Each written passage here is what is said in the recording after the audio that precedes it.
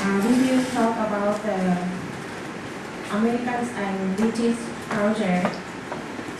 As you know that there are vast differences in culture between Americans and British in terms of language differences, way of life, and education curriculum.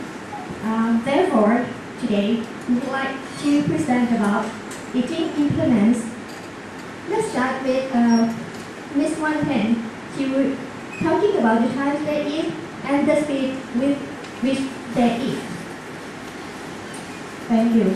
Well, let's start with the times they eat. Eating time differ greatly. American people eating early in the evening and often will be found in restaurants having dinner at 5 p.m. But in the region, restaurants only open their kitchen at 6 p.m. with more people only reserving table from 7:30 to 9 p.m. American restaurants all close by 10 p.m. By compare, in the British, it is not uncommon to be still in the restaurant at past midnight. Furthermore, the American restaurants are almost without exception each pay and get outside their establishment. A table would be typically turned over 5 or 6 times in the evening. I would like to start with the American. In the United States, the knife is used to cut up the meat. After that, the knife is returned to the table.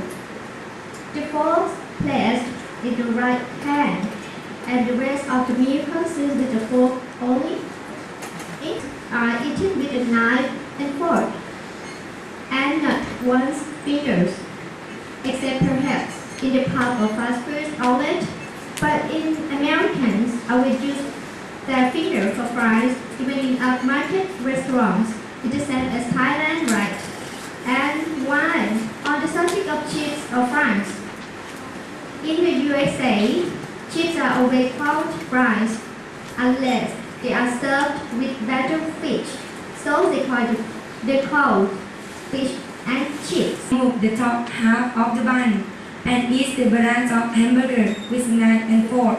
Sometimes the top of the bun is then discarded and not eaten at all. This is not so much at the fast food place such as McDonald's, but more you will see this at a fancy restaurant that serve burgers. The presentation my students gave today was something we learned here theoretically, because my Thai students have virtually no contact with foreigners. With your students here in your university, you're all together and can very well see multiculturalism at its best, can't you? You know what's going on very quickly. What we often learn is from textbooks, examples of it. Many of the students later will be going to Britain, to America, to Australia to do a master's degree or post-master's degree, doctorate degrees even. So we try to prepare them in some ways. Yes, America is a very multicultural society, along with Great Britain too. Perhaps the most multicultural city in the world, or two cities, New York and London, both of them extremely multicultural. I think the examples that we've tried to take here are the most typical of any kind that we can use. For example, the hamburger style in America, there's nothing more American than hamburgers.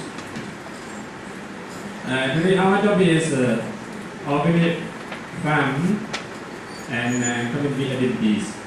So with regard to this our topic, Venerable Ananda, he will share his experience to you. Thank you, Venerable Tejo Master. I am very happy to meet you in this time.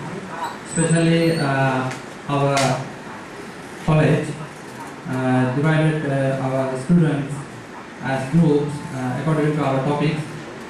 I would like to explain about our community activities and organic farm, etc.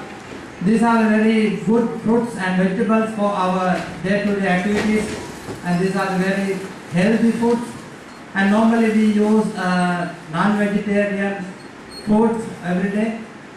According to that, we use our groups to work in our weekend times and holiday times. We spend as a community groups to plant some banana. You can see our fruit trees with fruits, and we use fertiles in IBC, include our IBC kitchen waste. We don't buy any out fertiles to make our trees, to promote our trees. Farming fruits, some papaya fruits and bananas, and I'm very happy to show these our fruits to you.